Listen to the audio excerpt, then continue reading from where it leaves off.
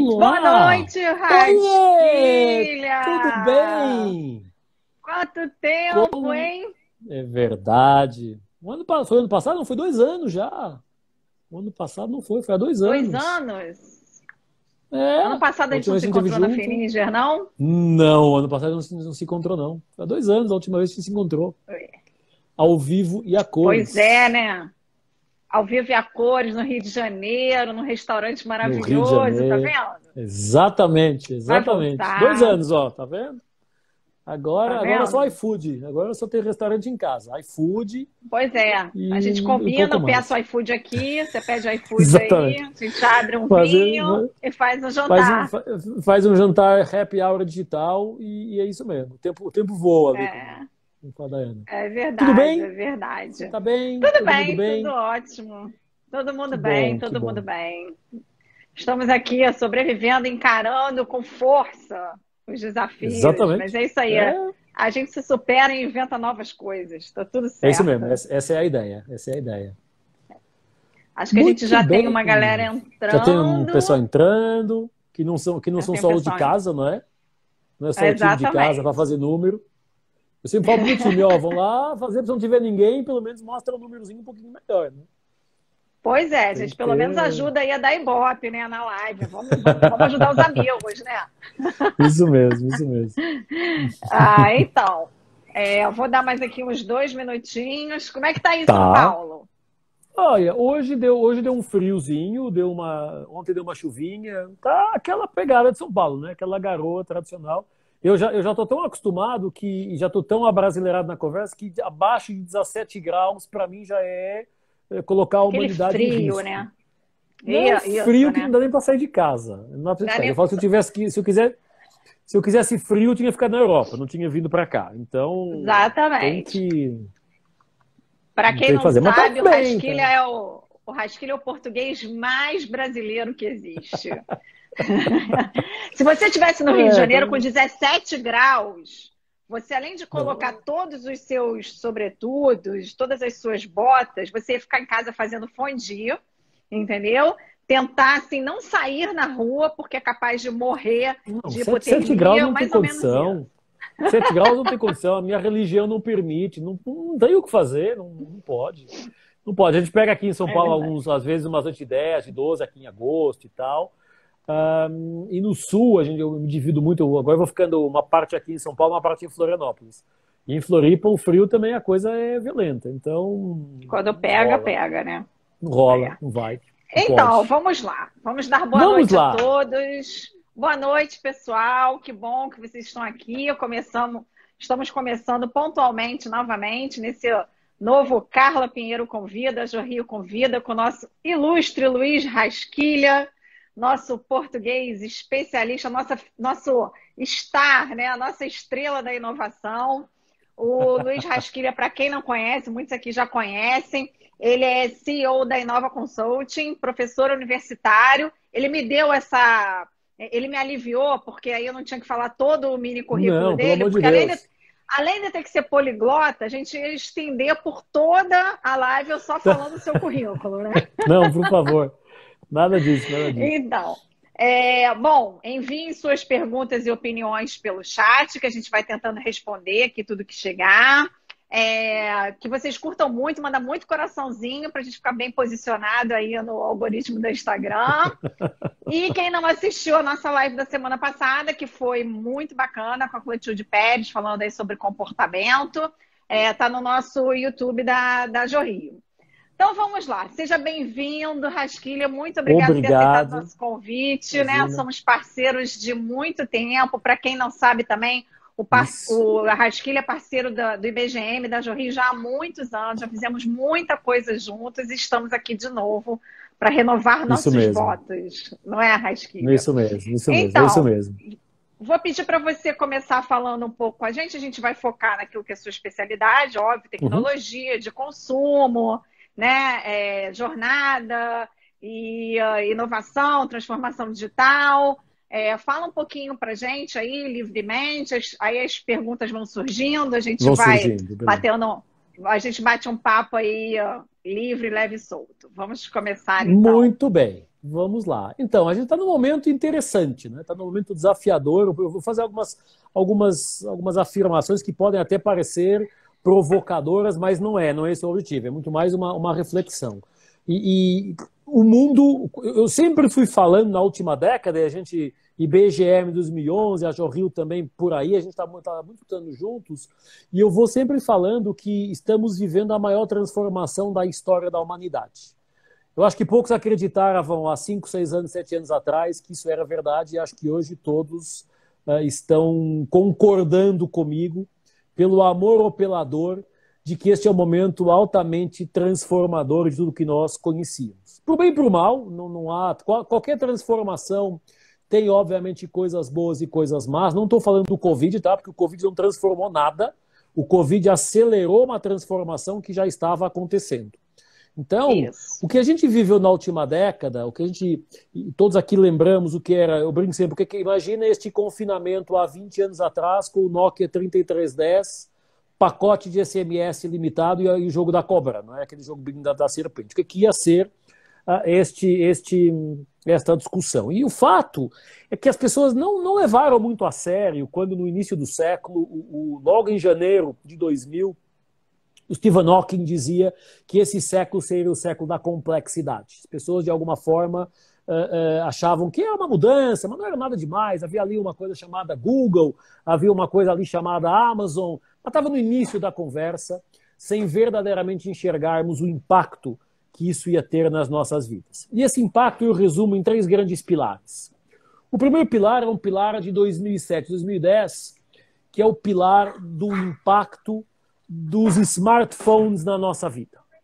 Todos lembramos o que era o mundo antes do iPhone e o que ele virou depois do iPhone. Não estou nem dizendo se é melhor ou se é pior, se está certo ou está errado. Acho que cada um tem a sua opinião e cada um tem hoje muito a capacidade de fazer uma análise para tentar dizer, bom, a minha vida era melhor ou era pior antes dos smartphones. E aí, obviamente, cada um tem a sua opinião, mas o fato é que temos todos que concordar que o primeiro grande momento de transformação da história recente é a chegada dos smartphones às nossas vidas.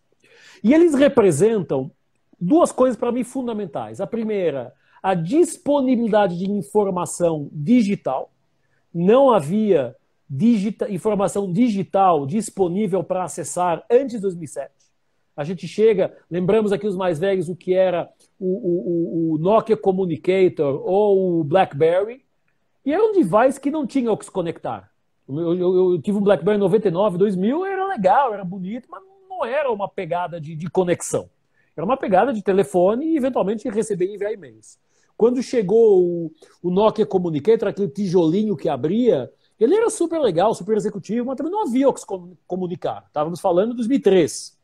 Em 2007, nós atingimos 94% da informação do mundo disponível digitalmente. Ou seja, já havia ao que nos conectarmos.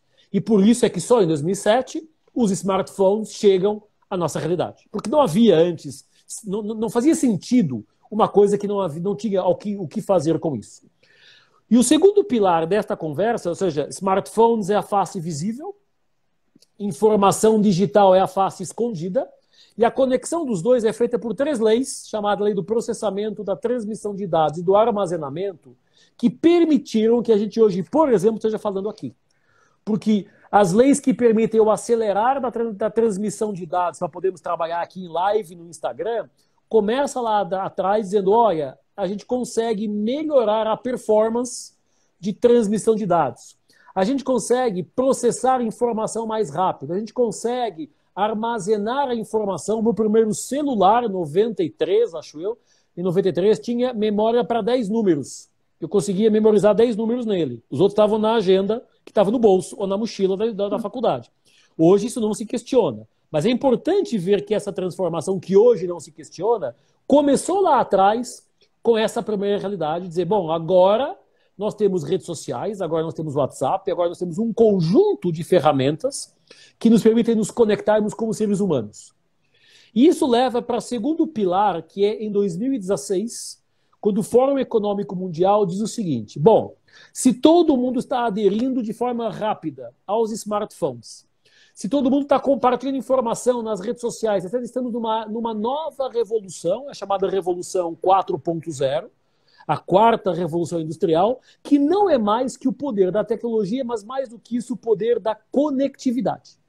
E, portanto, o que acontece hoje é que nós passamos de um mundo analógico para um mundo digital, passamos a poder utilizar a tecnologia a nosso favor, e isso impactou o comportamento humano e diretamente a forma como nós vemos as empresas. Porque nenhuma das ferramentas que nós usamos hoje, no Covid, o Zoom, o Teams, o Hangout do Google ou a Live do Instagram, foi inventada agora. Não foi inventado no Covid, já existia antes. O Zoom é 2013. O Hangout do Google, sei lá eu de quando é. O Instagram já tinha live antes do Covid chegar no final do ano passado. O que o Covid, que é o terceiro pilar da transformação, nos traz? A consciência de que, de fato, o mundo se digitalizou.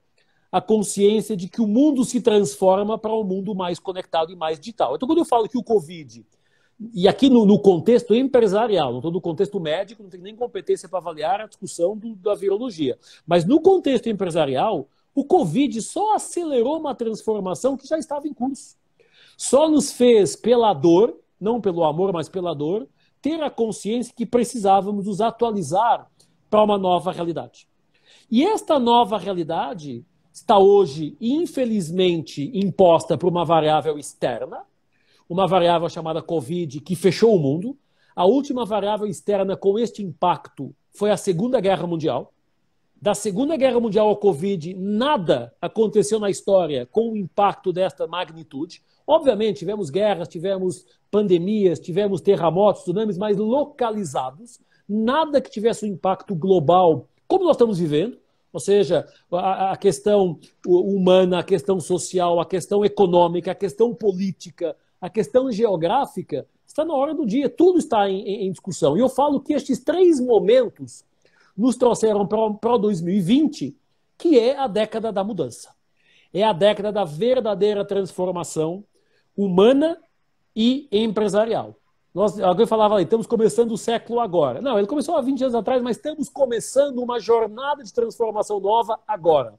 Talvez se alguém no Réveillon há 7 meses, 8 meses atrás dissesse que íamos estar confinados e que, de alguma forma, íamos ter toda uma nova realidade para conseguir redefinir, eu acho que ninguém acreditaria ou seria chamado de louco. Fato é que em 3 meses o mundo mudou. Fato é que em 3 meses todos nós nos digitalizamos, uns mais, outros menos, mas passamos a trabalhar de casa, a vender, a comprar, a aprender, a ensinar a partir da visão remota. Todos passamos a entender o impacto da tecnologia e, de alguma forma, todos, seja as pessoas, sejam as empresas, se transformaram digitalmente. E aqui está o tópico da nossa conversa, o que é isso da transformação digital. Eu falo que nós estamos na segunda onda da transformação digital, porque a primeira ninguém levou muito a sério. A primeira onda era o seguinte, bom, isso é para a IBM, são para as grandes empresas, ou se tiver uma parte do Facebook, eu estou bem, obrigado. E esta foi a primeira onda que se mostrou que não chegou, porque o Covid falou, gente, agora a conversa mudou, a conversa é outra. E esta segunda onda da transformação digital diz basicamente o seguinte, ninguém mais questiona a importância do digital nas nossas vidas, pessoais e profissionais. Ninguém mais questiona que tem que fazer alguma coisa para se digitalizar enquanto negócio. E ninguém pode questionar, sob pena de não sobreviver, que o mundo mudou e não vai voltar ao que era outubro de 2019. O comportamento do consumidor, a forma de fazer negócio, a forma de vida não vai voltar ao que era antes. A gente achava que ia entrar num túnel com um loop e ia sair na mesma velocidade, na mesma direção. Mentira. Há uma derivação no túnel de tal forma radical que nós vamos sair outras pessoas, outros profissionais. Sairemos todos pior, mais debilitados, mais pobres, mais estressados, mais depressivos, porque obviamente isto não era uma situação desejada, nem podemos glorificá-la como situação para o mundo, embora precisamos aprender com ela, precisamos extrair dela aquilo que são os ensinamentos para conseguir sobreviver. Estamos todos na mesma tempestade. em barcos diferentes, talvez alguns um em boia, outro em bote, outro em transatlântico, mas a tempestade é igual para todos. E se as empresas e se os profissionais que nos ouvem aqui acharem que daqui a 1, 2, 3 meses, porque já se vê o fundo do túnel, hoje é a primeira notícia oficial de que a curva de infectados do Brasil caiu. Eu acredito que tinha caído há mais tempo, mas não vou entrar aqui na teoria das teorias da conspiração, que era uma outra live, uma outra discussão. Mas acreditando que a luz ao fundo do túnel não é o trem vindo de frente, e a gente verdadeiramente saindo da tempestade, a gente vai ter que aprender muita coisa nova, vai ter que trabalhar muita coisa nova, porque o consumidor, o ser humano, que dá a drive aqui da conversa, são as pessoas. Se eu digo, eu não preciso mais ir no banco, porque eu tenho um aplicativo do banco que resolve a minha vida, não tem banco que me obrigue a ir no banco lá, físico. Se eu tenho uma loja que fala, eu não preciso mais ir na loja, imagina um shopping center, um Iguatemi, que tem o Iguatemi 365, que fala, você pode comprar tudo online sem precisar de vir no shopping? Eu só irei no shopping se eu quiser passear, mas o shopping center não é mais shopping center, é entertainment center, vamos gastar o tempo center, mas shopping pelo shopping eu posso fazer online. Então a gente precisa trazer muito bem esta conversa para tentar entender, por um lado, que há uma nova realidade, há um novo mundo sendo reescrito, e já vou aqui pegar o empreendedorismo como a primeira pergunta. Este novo mundo está nas nossas mãos e escrevê-lo. Nós não, se a gente acha que é a liderança dos países, a liderança do mundo, os governos, os presidentes que vão resolver nossa vida, estamos enganados, estão tão perdidos como nós, porque a tempestade é igual para todos, e, portanto, não é uma OMS, não é uma ONU, não é um presidente, independente do país, pode ser Brasil ou qualquer outro, que sabe o que fazer, eles não sabem, eles estão tão perdidos como nós, e a única forma de sair da tempestade é todo mundo junto, entendendo e contribuindo com a sua visão, para uma visão maior e para conseguirmos trabalhar uma coisa um pouquinho mais abrangente. Nós vamos assistir nos próximos tempos a uma expressão, todo mundo fala hoje do novo normal, mas vamos assistir a uma expressão que é o grande reset. O mundo está discutindo um reset, porque precisamos reescrever os livros da gestão. As regras de gestão mudaram. Os livros da sociedade, a convivência mudou. Não estou dizendo que está certo ou errado, melhor ou pior. Mudou. Os livros econômicos, porque a economia está também mudando. Os livros da política, porque as ideologias políticas que eram vigentes estão sendo questionadas para encontrarmos novas. E, portanto, o momento maravilhoso que o mundo está vivendo é um momento em que qualquer um de nós tem o poder de, como a folha branca, escrever uma história nova. A gente está dando um Ctrl-Alt-Del? A gente está dando um Ctrl-Alt-Del aí?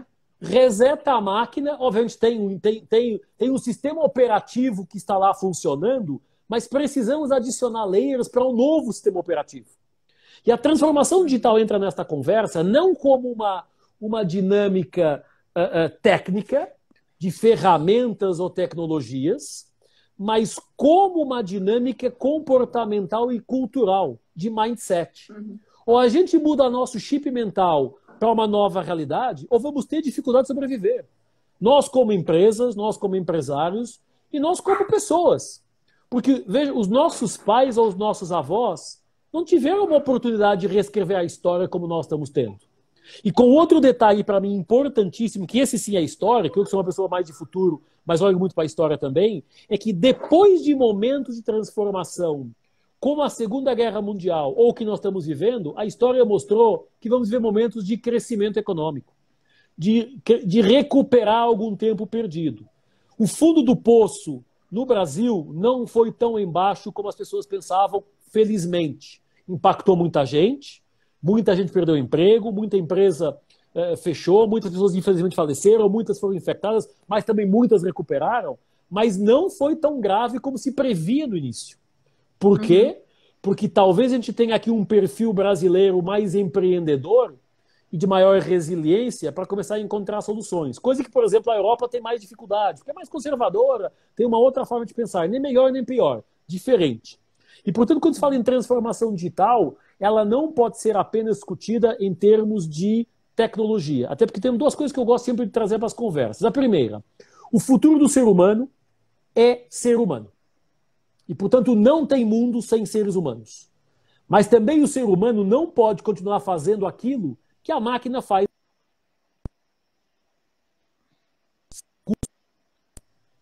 Caiu, voltei. Caiu, voltei, voltei. Deu aqui Voltou, uma travadinha. E, portanto, primeira coisa, voltou. Futuro do ser humano tem que ser humano e, portanto, precisamos aqui trazer uma coisa importante que é o humano e o digital. Eles têm que trabalhar juntos. E a transformação digital não é uma responsabilidade do TI, é uma responsabilidade da gestão. O TI tem uma função de operacionalizar determinadas iniciativas. O segundo ponto tem a ver com o CNPJ. O CNPJ é o somatório de todos os CPFs que estão lá dentro. Então, o CNPJ não dá nem bom dia. Quem dá bom dia são os CPFs. E, portanto, mais uma vez, precisamos preparar as pessoas para esta realidade. Claro que ainda estamos no meio do turbilhão. Estamos no meio da confusão, tentando entender como é que a coisa vai se rearrumar. Não estamos no momento de dizer, bom, já passou, vamos começar a jornada nova. Mas precisamos começar a jornada nova dentro do turbilhão, para que quando ele acabar a gente esteja mais preparados. E esta jornada tem basicamente, na minha opinião, 3 grandes eixos importantes. O primeiro é o que eu chamo o eixo conteúdo. E aqui visão empresa, tá? Negócios. A transformação digital se faz em 3 paralelos. O paralelo conteúdo, ou seja, no mundo da 4ª Revolução Industrial, no mundo do Big Data, no mundo da informação, conteúdo é o rei. E, portanto, vai sobreviver a empresa que tiver o melhor conteúdo. E aqui, obviamente, cada um de nós vai ter que saber interpretar isso para o seu negócio. O que é o conteúdo? É o que eu tenho para vender, é a apresentação que eu faço disso, é toda uma visão de informação e conhecimento que eu tenho e que eu levo para o mercado. O segundo pilar é o que eu chamo experiência do cliente. Como é que eu empacoto este conteúdo? Como é que eu trago esta discussão para uma dinâmica de o cliente se sentir parte da conversa? Porque estamos na era do empoderamento, do empowerment, estamos na era da informação, e o cliente é a primeira vez na história da humanidade que um cliente sabe mais de um produto que um vendedor que está vendendo. Que um paciente sabe mais da doença que o médico que está atendendo. Que o aluno sabe mais do nome que o professor que está falando. Por quê? Porque a informação está disponível à distância de um clique. Por sinal, o www do World Wide Web mudou para What We Want. O que eu quero está à distância de um clique. E, portanto, a experiência do cliente hoje é muito mais relevante do que era antes, porque ele tem muito mais intensidade e muito mais velocidade para conseguir trocar de fornecedor. E o terceiro pilar desta discussão é o que eu chamo plataforma. Nós não estamos sozinhos no mercado. Não há nenhuma empresa que consiga viver sozinha. Nem a Apple, que chegou já a 2 trilhões de valuation. Ela depende de fornecedores, depende de parceiros, depende de pós-venda, depende de um monte de coisa. Então, nós não estamos sozinhos e não conseguimos fazer esta transformação sozinhos. Precisamos de parceiros, fornecedores, clientes, cadeia de valor, reguladores, professores, amigos, família, desconhecidos, comunidades. E, portanto, estas 3 variáveis têm que andar juntas. Eu falo, eu tenho um grande conteúdo, sou um grande conteudista, mas se a experiência ao cliente é ruim e a plataforma de entrega não funciona, você não serve para nada. Aí eu tenho uma super plataforma e-commerce automatizado, mas se não tem nenhum conteúdo para colocar lá, não serve de nada. Se a experiência é muito boa, mas o conteúdo não ajuda, também não serve. Então a gente não consegue dizer, eu só faço isto. Eu tenho que pensar o ecossistema um pouquinho mais integrado. Como é que entra aqui a discussão da inovação? Primeiro, dos cenários e das tendências que levam à inovação e do empreendedorismo, que alguém colocou ali a conversa. Bom, eu acho que fica claro que precisamos olhar para o futuro. A discussão do Covid foi uma variável de tantas que estão acontecendo. Por exemplo, olhando para as tendências, a gente vê o seguinte: alteração climática. Há a probabilidade do aquecimento global aumentar 2 graus a temperatura global do planeta. Se isso acontecer, nós temos um degelo nos polos que pode libertar mais 1.000 a 1.500 vírus na atmosfera que nós não conhecemos. A discussão hoje é de um vírus chamado Covid. Não vou entrar aqui se é laboratório ou não é, essa é outra discussão. É de um. Imagina mais 1.000 na conversa. Portanto, não podemos achar que isso é um efeito isolado. Então, exatamente. Não podemos achar que é um efeito isolado. Precisamos levantar a nossa cabeça como gestores e dizer para onde vai o mundo, quais são as transformações que estão acontecendo e como é que isso pode me ajudar de algum jeito. E, portanto, me parece eu sou suspeito para falar, mas me parece óbvio que mapeamento de cenários e identificação de tendências é fundamental para o que está acontecendo. Porque quando eu faço essa jornada funcionar, eu entendo e eu consigo antecipar eventuais movimentos futuros que podem impactar o meu negócio. Eu não conheço nenhuma empresa que tinha no seu mapa de crise, no seu radar de crise, uma pandemia. Porque a probabilidade de acontecer era baixa. Porque não tinha acontecido até agora nada global. Só que quando aconteceu, todos nós nos ferramos direta e indiretamente. Então, primeira recomendação é dedique tempo e aloque algum recurso para identificar cenários e tendências globais e do seu negócio. Porque esse é um primeiro passo, é um primeiro step, né? Uma primeira fase para a gente reduzir a incerteza e a ambiguidade do que vem pela frente. E vem muita coisa pela frente. Segunda etapa, falamos aqui da capacitação das pessoas para esta discussão. Se fala muito em métodos ágeis. O método ágil, mindset ágil, não é novo. Nenhuma das metodologias ágeis, nós trabalhamos com 20. Nenhuma delas é nova, tem metodologias ágeis com 30 anos. Só que agora elas ganharam uma relevância adicional porque o mundo mudou muito rápido.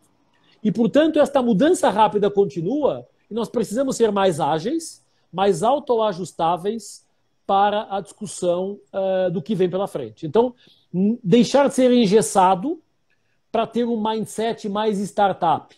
Aquela coisa de correção em movimento, lança e depois a gente vê o que acontece, corrige o tempo inteiro, é quase um planejamento estratégico em movimento. E eu acho que isso é um ponto importante, que precisamos preparar as nossas pessoas para esta cultura ágil, para este mindset ágil, para esta necessidade de sermos rápidos na forma como eventualmente corrigimos rota, adicionamos novas dinâmicas ou transformamos alguma coisa que era aquela coisa, mas eu nunca fiz desse jeito, ou sempre foi assim e deu certo. O mundo mudou. Aquela frase, equipe que ganha a gente não mexe, não funciona mais. Olha o Barcelona, perdeu de 8-2, demitiu os treinadores, o diretor, todo mundo, porque até o Barcelona, que era das melhores equipes do mundo, perdeu o timing para se ajustar ao contexto. E, portanto, então, isso é fundamental.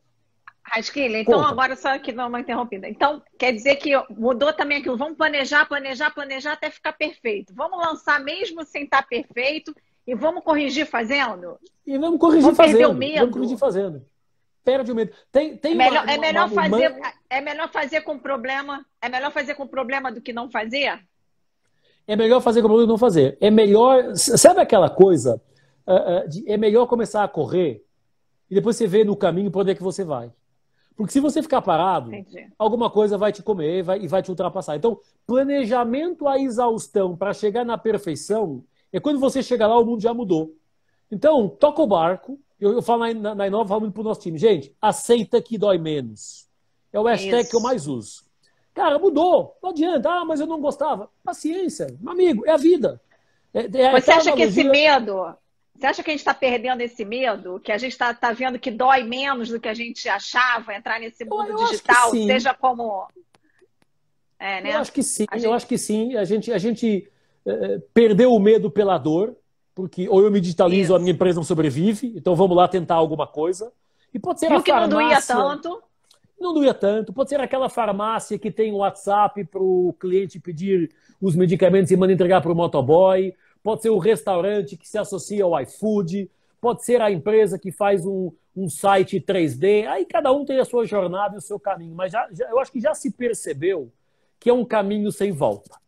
Que esta discussão de futuro, tendências e inovação, que era até um tempo atrás vantagem competitiva, hoje é sobrevivência. Ou você tem, ou você vai estar fora da conversa. Muito rapidamente, 2, 3, 5 anos...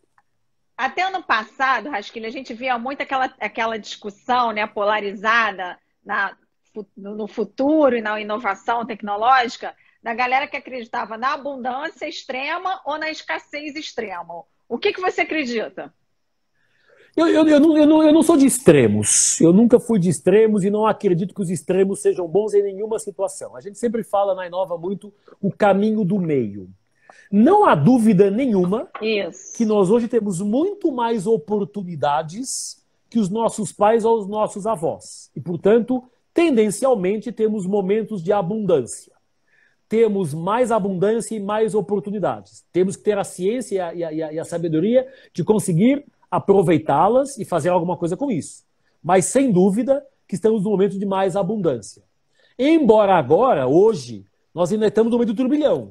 Mas daqui a 20 anos, daqui a 30 anos, quando a gente olhar para trás, vai dizer, cara, tivemos ali um ano que foi um ano de transformação, mas o mundo continuou. E a gente conseguiu dar a volta. Vamos todos conseguir dar a volta? Não. Mas nenhuma revolução na história, revoluções industriais, todo mundo se salvou. Só que a diferença é que nas outras nós não tínhamos opção. E nesta nós temos. Nesta depende de cada um de nós dizer, eu quero fazer esta jornada, eu quero me transformar, ou não, eu quero esperar aqui avestruz enfia na cabeça na terra e esperar que a tempestade passe. Ela não vai passar, e quando passar, talvez se você tirar a cabeça da terra, não exista nada. Porque o mundo já foi e você ficou para trás. Tem uma analogia, eu gosto muito de dizer analogia, conta. O que é esse modelo de negócio que você chama do caminho do meio? É o modelo de a gente ter noção que o passado não volta, que, por sinal, o passado só serve para aprender com ele. E, portanto, a gente precisa, sem dúvida, trazer do passado o que deu certo e o que deu errado, mas não adianta querer ficar fechado lá, fazendo do mesmo jeito. E, portanto, já que vamos viver o resto da vida no futuro, é melhor começar a olhar para ele. E, portanto, esse caminho do meio é dizer o seguinte, não precisa renegar o seu passado e jogar tudo no lixo, mas também não precisa ficar só olhando para ele. Aprenda com o que você teve de bom e de ruim no seu passado e comece uma jornada olhando para frente. Passado vive museu, tivemos momentos bons, tivemos momentos ruins, ganhamos, perdemos e isso nos fez quem somos hoje. É o momento de olhar para frente e dizer, bom, é um reiniciar, um control alt elite com alguns resquícios de conhecimento e vamos começar a desenhar uma história nova. Sabendo basicamente 3 coisas. Que o ser humano está muito mais conectado e, portanto, muito mais conhecedor da realidade. Que os nossos colaboradores das empresas precisam de ajuda para se prepararem para esta nova realidade. E que só vamos acertar se testarmos. Não tem fórmula pronta, não tem livro de marketing, de gestão, de estratégia, de RH, de finanças que nos ensine a navegar neste mundo. Não tem. E os que tinham estão desatualizados. Eu brinco muito com a análise SWOT. Não tem nada contra ela, mas a análise SWOT é uma ferramenta de planejamento estratégico que serve para uma coisa hoje. Uma única coisa. Perder tempo. Quem fizer uma análise SWOT sabe que quando terminar a análise SWOT, o mundo já mudou. E, portanto, tem que ser mais rápido, mas tem outras ferramentas, e a análise SWOT é uma analogia, obviamente, mas tem uma coisa fundamental que é precisamos começar a correr. E não é começar a correr para andar na frente dos que estão atrás da gente. É começar a correr para não ficar longe dos que já estão na nossa frente. Porque tem startup, tem empreendedor, tem mega corporation, tem empresário, tem um monte de gente que já está correndo para fazer coisa. Está aprendendo, está estudando. Quantos cursos nós fizemos agora no confinamento? Eu fiz 3. Um no MIT, um no Business School e um em Darden. Eu fiz 3 cursos desde o início do ano, online, aqui digital, e vamos tocar o barco. Coisas que me ajudaram, outras eu já sabia, mas não podemos parar. Aliás, tem uma frase, tem um palestrante do Brasil, um senhorzinho até, bastante mais velho do que eu, chama Professor Gretz. Eu ouvi dele esta frase, não sei se é dele, mas eu ouvi dele o seguinte: sozinho vamos mais rápido, mas juntos vamos mais longe. Vamos mais longe. Eu adoro essa frase. Eu não sei se é dele, eu ouvi dele, e dou o crédito a ele. Não é dele. Eu ouvi essa frase quando eu fui num congresso no Sri Lanka, para você ver como é que ela já rodou o mundo, essa frase. Então ela já rodou. Mas não nada mais é verdade do que isso. Porque, de fato, é juntos que nós vamos conseguir trabalhar neste contexto. Se eu quiser fazer sozinho, eu não vou conseguir. Eu vou conseguir pontualmente, em curto prazo, é um tiro curto. Agora, se eu quero apontar a perenidade, é muito mais colaborativo. Nós estamos entrando na era da colaboração, na era da cocriação, na era do... Até os concorrentes podem aprender e crescer juntos. Olha o que o mundo automotivo nos tem ensinado com divisão de fábricas para produzir o mesmo motor para duas marcas concorrentes. Olha sim. O que de alguma forma as empresas estão dizendo. Eu não estou sozinho, não há o one-man show. Não há one-man show, não há super-homem. O conceito colaborativo, ele superou o conceito de competição, né? O que é muito bacana. Total.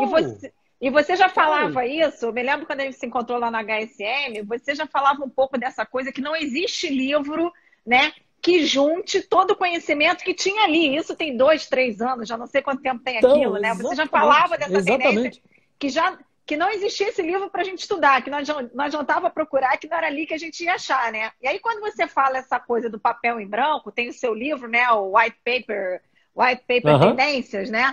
Eu lembro um pouco da minha época de reengenharia que a gente falava isso mesmo, né? Vamos pegar a empresa, vamos pegar um papel em branco e vamos começar a escrever. Mas isso, assim, é muito louco, porque você fala um pouco da coisa da equiparação da inteligência emocional com a inteligência artificial, remete um pouco a gente ao tal... Será que chegou o Blade Runner, chegou na nossa vida, né? Aquela coisa que você estava falando aí também, né? Como é que esses conceitos eles se juntam? Porque você estava falando do www. Ninguém conhece hoje mais a gente do que o Google, né? Porque a gente fala para o Google coisas que a gente não fala nem para o espelho. A gente pergunta para o Google coisas que nossa mãe nunca jamais imaginaria, né? Então, o Google é o novo Deus da gente, aquele que sabe tudo. Então, como é que é isso, né? Com esses conceitos todos muito loucos. A gente chegou, o Blade Runner chegou?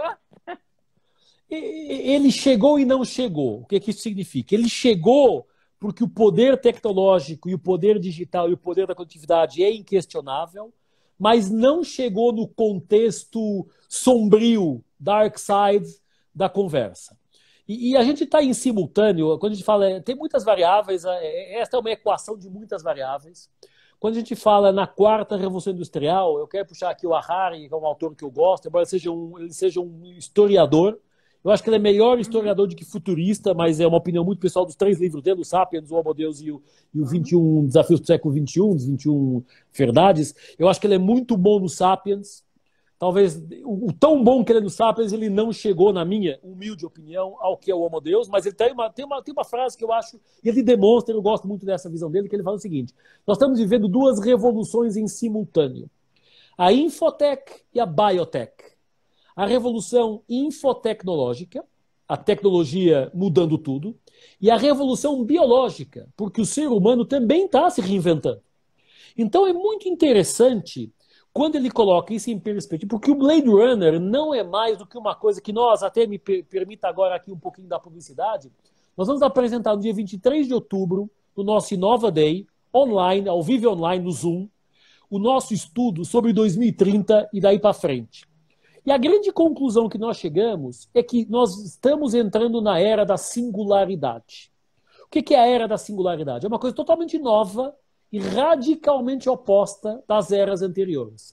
A nossa era, dos nossos pais, dos nossos avós, é a era da igualdade. Todo mundo que podia estudar, estudava a mesma coisa. Todo mundo que podia trabalhar, trabalhava no mesmo emprego, na mesma função, e havia uma equiparação de igualdade. A singularidade é o contrário, é dizer o seguinte: cada ser humano é único, e é único porque a tecnologia vai fazer ele único.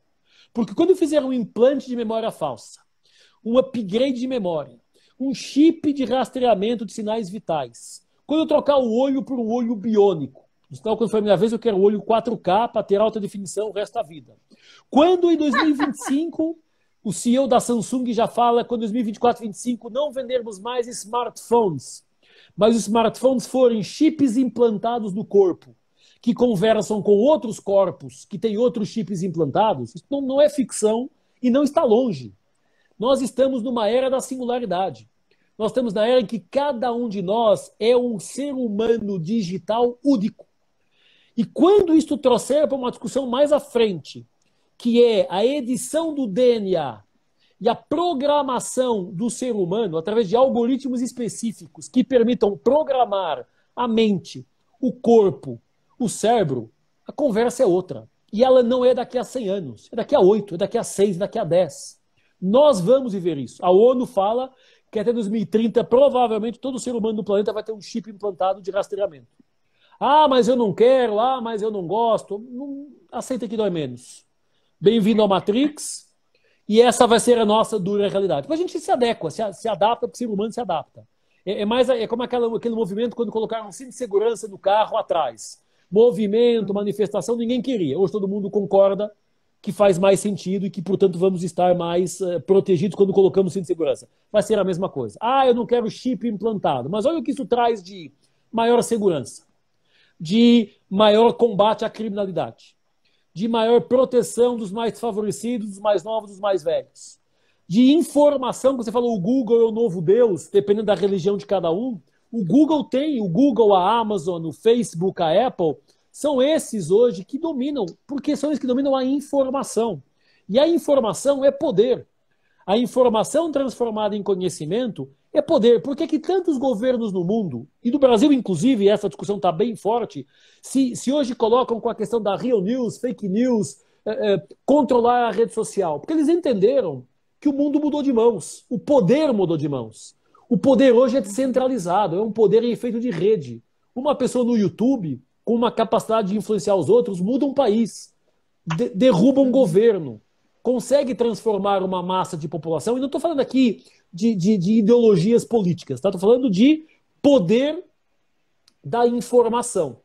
Devidamente calibrado e transformado em conhecimento, a conversa é outro papo bastante desafiador. Quando se fala em Blade Runner, mas agora a inteligência artificial, eu sempre falo, precisamos das duas, inteligência artificial e inteligência emocional. Não dá uma sem a outra. E quando se fala no Blade Runner ou no Skynet, será que as máquinas se vão rebelar contra o ser humano? Não se prevê e nada aponta nesse sentido nos próximos 100 anos. Por quê? Porque a inteligência artificial está sendo montada em cima da inteligência emocional, daquilo que são os valores que organizam o mundo, da solidariedade, da colaboração, do amor, do respeito. Claro, tem hacking, tem hacks, tem hackeamento, sem dúvida. Tem o crime, sem dúvida. A cibersegurança existe para isso mesmo. Então é uma discussão que está longe de estar terminada. Ela está começando agora. É uma discussão que está agora dando os primeiros passos, fazer, cara, como é que vai ser quando, de repente, a professora do seu filho foi um robô e não uma professora? Quando a faxineira da sua casa foi um robô e não uma faxineira? Quando o chefe da empresa for uma inteligência artificial e não uma pessoa? Como é que a gente vai se enquadrar e como é que a gente vai navegar dentro desta conversa? Respostas não existem ainda. Perguntas todas. Mas a resposta se constrói testando, encontrando caminhos e tentando correr dentro do aceitável riscos controlados. E eu acho sensacional este momento da história, porque todos nós, a Rosana fala dos Jetsons, os Jetsons estavam lá mostrando um monte de coisa. Elas eram ficção, hoje são realidade. Hoje estamos aqui na nossa bolha, encapsulada em casa, tendo telemedicina. Eu sou professor do Einstein também, com muito, muito prazer. O ano passado eu falava para os médicos, meus alunos, e aí, a telemedicina? Não, professor, isso não pode acontecer. Telemedicina não está regulada. Hoje eu pergunto, e aí, a telemedicina? Todo mundo é telemedicina. Porque se não for em telemedicina, não tem trabalho, não tem paciente.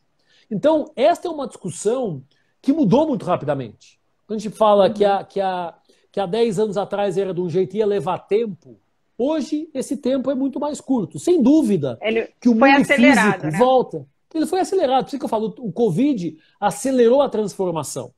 Voltaremos aqui, como está sendo colocado, voltaremos ao abraço? Claro. Voltaremos à aula presencial? Sem dúvida. Voltaremos a um conjunto de coisas? Não há nenhuma dúvida disso. Mas voltaremos em outro contexto, em outras condições, em outros comportamentos.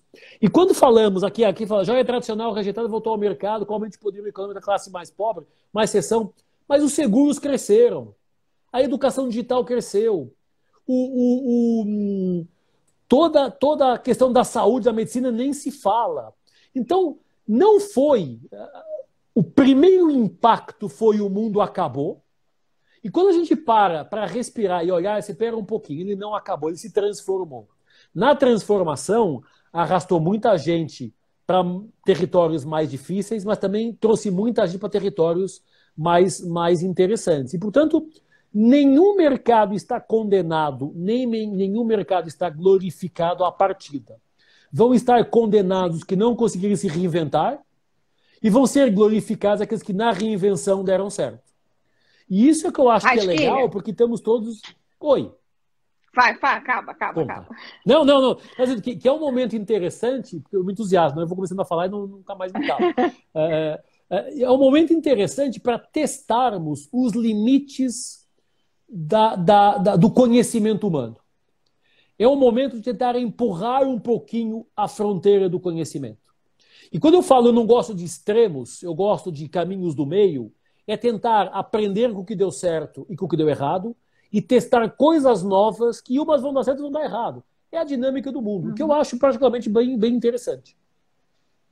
Então, é porque daqui a pouco o nosso tempo acaba e o Instagram derruba a gente, né? Porque a gente vai ficar aqui conversando até amanhã. Mas ainda bem que a gente vai ter o seminário, que você vai fazer a abertura do nosso próximo seminário, que vai ser no dia 23 de outubro. Né? Isso mesmo. E aí a gente vai ter oportunidade de ouvir você falar mais. Mas para a gente fazer aqui um fechamento, como você falou, a gente tem muitas perguntas e poucas respostas ainda. As respostas estão surgindo.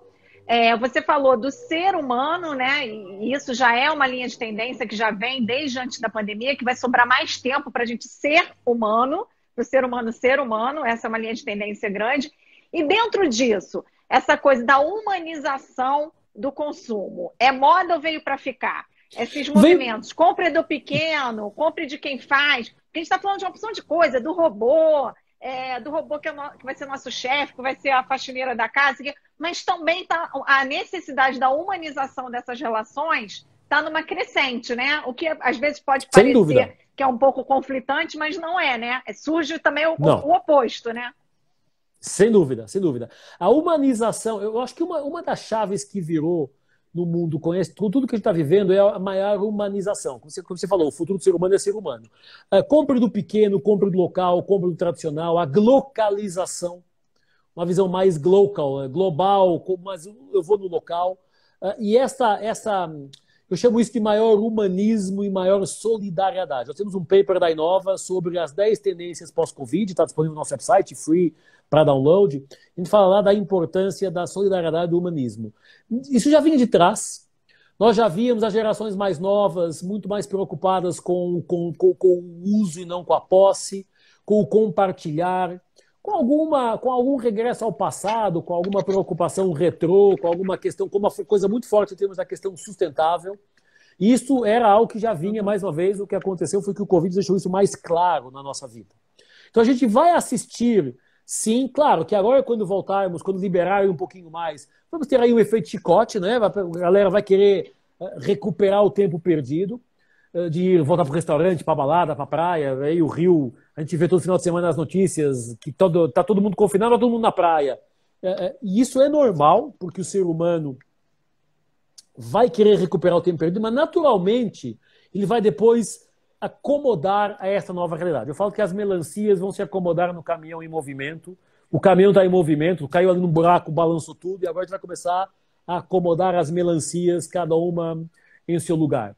Há um ponto importantíssimo aqui nas empresas, que é o papel das pessoas, do RH, da liderança, enfim, não quero personalizar no departamento A ou B. Não há, e isso é um mito que se criou, de que as máquinas vão tirar empregos. Elas não vão tirar, elas vão transformar. Alguns empregos, alguns trabalhos vão ser automatizados, mas tem um monte de oportunidades diferentes numa dinâmica totalmente nova, numa dinâmica de trabalhar aquilo que a gente chama o processo de entender o futuro.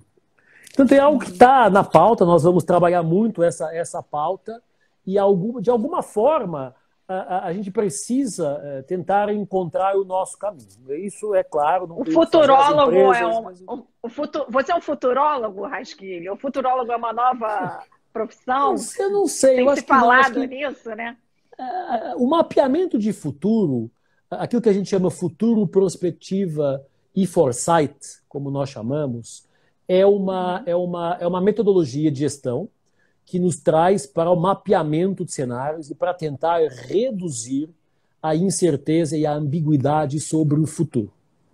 E, portanto, tem muita coisa nova para ser criada, tem muita coisa nova para ser testada, tem muita coisa para ser alterada. E quando falamos em futurólogo, leva sempre para uma questão de bola de cristal, cartas, não é isso. O futurismo, como se chama, mas a prospectiva e o foresight são hoje metodologias de gestão com ferramentas específicas que nos ajudam a tentar entender, ou pelo menos a tentar reduzir a ambiguidade sobre o que está acontecendo. Não são ferramentas infalíveis, não é uma coisa que, se você usar vai dar certo, mas vai reduzir o risco, vai gerenciar melhor o risco. E essa dinâmica é, para mim, importante, porque ela faz parte da gestão. A gente precisa trazer para próximo, contratando ou não, mas ter mais próximo pessoas que nos ajudem a mapear as tendências. Hoje tem muita informação disponível, tem muita empresa no mundo, não é só Inova, tem muitas empresas, e o Brasil tem muita empresa boa fazendo esse mapeamento para dizer, bom, vamos tentar reduzir a incerteza, vamos tentar estudar mais, tem muita informação, tem diferentes fontes de informação, e essas diferentes fontes de informação vão nos ajudar a entender melhor o que fazer ou o que não fazer. E, obviamente, isso, quem vai dar certo e dar errado são aqueles que vão testar e que vão correr riscos controlados. Não vamos pular do 20º andar sem saber o que está lá embaixo, mas não podemos ficar parados esperando que a coisa se resolva. Porque se a gente achar que vai voltar ao que era antes, nós estamos enganados. Se a gente achar que são os governos que vão resolver a nossa vida, estamos enganados também.